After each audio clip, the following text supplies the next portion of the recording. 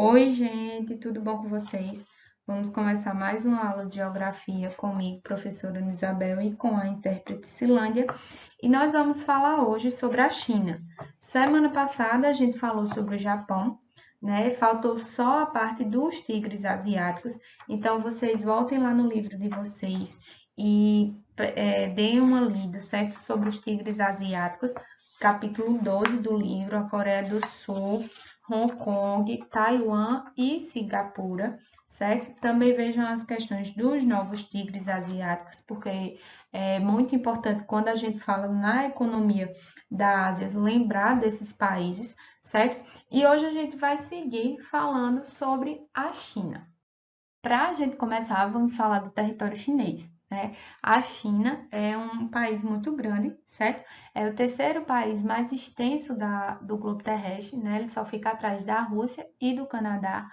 A China tem uma história muito antiga, com mais de 5.000 anos, né? E há 2.000 anos tem o Império Chinês, onde tinha 55 milhões de habitantes e hoje em dia tem mais de 1,3 bilhão de habitantes, né? E também tem muita gente, uma numerosa comunidade chinesa espalhada por todo o mundo. Aqui a gente tem a China, grandes regiões geográficas, formado por 5 regiões geográficas, que é essa aqui, a Manchúria, a Mongólia Interior, a região da China do Leste, o Tibete e aqui a Xinjiang. E a China, né, o povo chinês, ele é muito conhecido por construir obras monumentais. Uma delas é essa aqui, a Grande Muralha da China, né, que tem mais de 6.000 quilômetros de extensão e ela começou a ser construída no século III a.C. para impedir a entrada de invasores nômades do norte. Então, é uma história muito antiga também a história dessa muralha da China.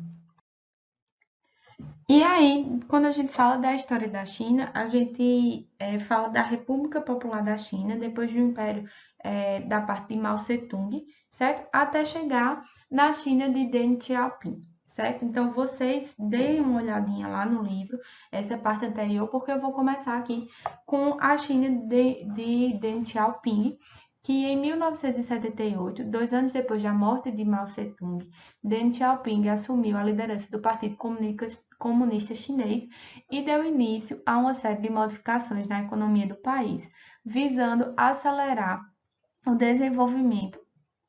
O governo implantou o programa denominado quatro modernizações, que foram medidas, né, que Deng Xiaoping pensou para a China, e nela tinha o setor agrícola, o setor industrial, que eles tinham direcionamento para a ciência e para a tecnologia. E aí, nos anos de 1980, a China ela promoveu uma série de reformas que permitiu a entrada de capital estrangeiro, né? E também o lucro do trabalho fez com que tivesse relações comerciais com quase todos os países do globo terrestre, né? E aí, no início dos anos 80, foram criadas em alguns pontos do território chinês as ZEEs, né? Que são zonas econômicas especiais que funcionam pelas leis da economia de mercado nos moldes capitalistas. Posteriormente, na década de 90, esse modelo econômico foi introduzido em outras cidades. A Bolsa de Xangai, fechada desde a Revolução Socialista, foi reaberta em 1984. Ou seja, a China ela foi inserida no mercado, né, no comércio internacional com essa característica de economia de mercado, economia capitalista. Né? Apesar da gente ter um partido comunista chinês, né, a parte da economia chinesa ela é caracterizada por relações capitalistas, certo? E aí, nesse mapinha aqui, a gente tem a abertura econômica da China em 2012, a gente tem o litoral de economia dinâmica, nessa parte mais roxinha, ou roxinha mais laranjinha. a gente tem o interior aqui mais agrícola, e aqui a gente tem essa parte amarela, é uma parte mais periférica, que é para onde, né, são as regiões menos povoadas, mas que é para onde agora começa a crescer a China, né? Essa parte aqui mais bem desenvolvida, e aqui ainda engateando, mas que começa os processos de inovação, né? Aqui a saída, né? A migração para o exterior e as regiões mais dinâmicas, essas setinhas rosas. E aí, esses pontinhos amarelos são os centros de grande desenvolvimento, né? Nas cidades mais desenvolvidas da China. Antes de falar aqui da agropecuária da China, que é no próximo tema, é importante eu lembrar a vocês que a China ela vem se desenvolvendo muito, né? Vocês veem que ela tem uma economia de mercado, uma economia, relações econômicas com vários países, né? Mas essas reformas econômicas elas não foram acompanhadas pela abertura política, né? O sistema político ele continua centralizado no Partido Comunista e aí tem vários movimentos, né? Manifestações na China para que haja uma participação maior da população de uma forma democrática, porém, essas manifestações elas são reprimidas com muita força lá na China. Então, é um país que tem um partido comunista no poder, certo? Mas que tem uma abertura comercial muito grande, porém a população ela não tem tanta participação na questão democrática do país, certo? Falando agora da agropecuária, as atividades agrícola e a pecuária encontram condições naturais bastante favoráveis nas planícies fluviais situadas no leste, o que corresponde a 15% do território. Os chineses conseguem produzir safras anuais de mais de 500 milhões de toneladas de grão, o trigo, o arroz, o milho, a aveia, o centeio, a cevada e a soja, usando técnicas intensivas de mão de obra, irrigação, terraceamento em regiões onde as condições naturais são menos adequadas ao cultivo. Então, nas reformas de Deng Xiaoping, ele gerou a descomunização, né? As terras elas deixaram de ser comunas e passaram a ser do camponês e da sua família. Porém, essas terras elas pertencem ao Estado, certo? E elas são gerenciadas pelos agricultores por meio de um contrato de 30 anos que pode ser renovado.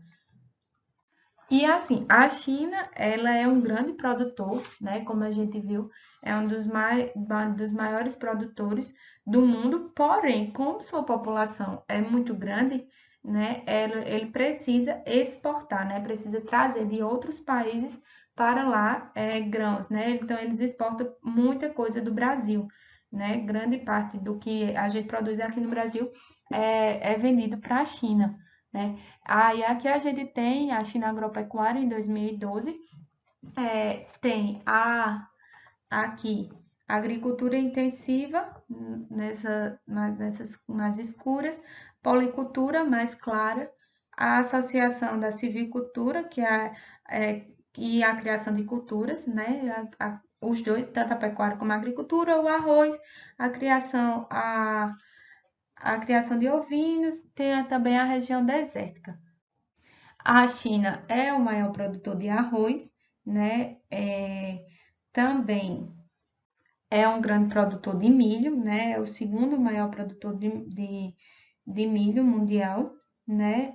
E tem aí a pecuária também muito forte, a criação de suínos, principalmente, com cerca de 450 milhões de cabeças, né? O maior rebanho do mundo.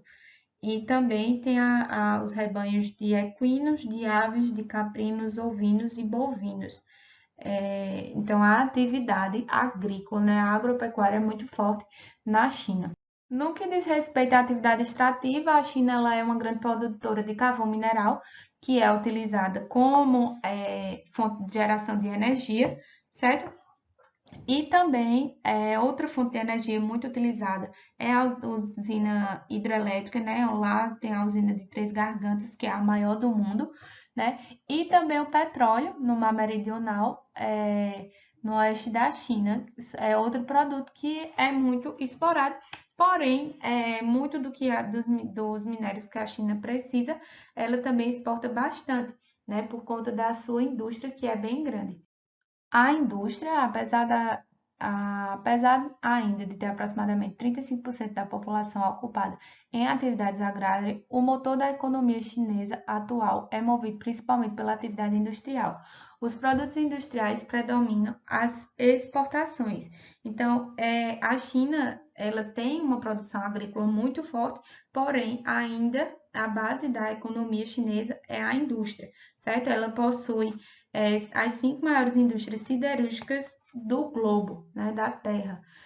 A localização industrial, desde o processo de transformação econômica adotado por Deng Xiaoping, concentrou-se nas regiões litorâneas. Essas regiões abrigam a maior população urbana do país. Dirige sua produção para o mercado externo. Então, a localização na zona litorânea principalmente se dá ao fato de ser mais fácil levar os produtos para exportação. Se destaca as indústrias de bem de consumo, né, principalmente a têxtil, a alimentícia, a de brinquedos, a de calçado e a de eletrônicos, né, que elas receberam grandes investimentos estrangeiros, né, e têm filiais nas ZEEs, né, que é as chamadas Zonas Econômicas Especiais. E também a China ela vem crescendo na questão da tecnologia, né? Ela vem investindo muito em tecnologia, por exemplo, com a Lenovo, né? A Lenovo, esses celulares também que vem crescendo muito, da marca Xiaomi, vem conquistando aí vários mercados, disputando, né? Disputando com a Apple, né? Americana. Então, é uma indústria que vem crescendo muito.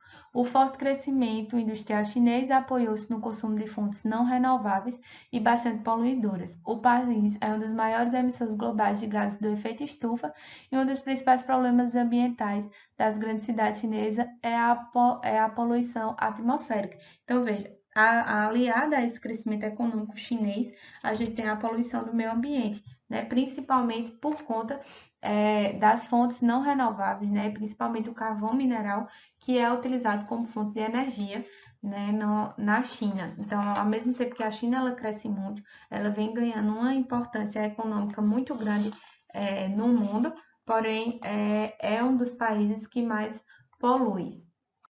Falando um pouquinho da população para a gente finalizar, né? A China é o país mais populoso da Terra, abriga mais de 1/5 da população mundial. A cada ano nasce cerca de 20 milhões de habitantes na China. Entretanto, a taxa de crescimento vegetativo vem decaindo. Em médias anuais, no período de 1975 a 85, era de 1,4, caiu para 1,3 em 85 e 95, 0,9 entre 95 e 2000, 0,7 em 2000 e 2005, e em 2017 a taxa de crescimento vegetativo anual era de aproximadamente 0,41%. Então, está cada vez mais, né, diminuindo esse crescimento, vem reduzindo esse crescimento. E aí tem-se políticas de incentivo à natalidade adotada pelo governo chinês, né? Antes, né, antigamente, teve uma política de controle da natalidade, agora esse reflexo do baixo crescimento vegetativo é por conta dessa política de controle da natalidade, então hoje já acontece o contrário, né? Agora já tem mais um incentivo à natalidade, porque a população ela tem um crescimento vegetativo quase negativo, né? Então, a gente vai finalizar por aqui. Vocês deem uma lidinha no livro, capítulo 13, e a gente se encontra na próxima aula.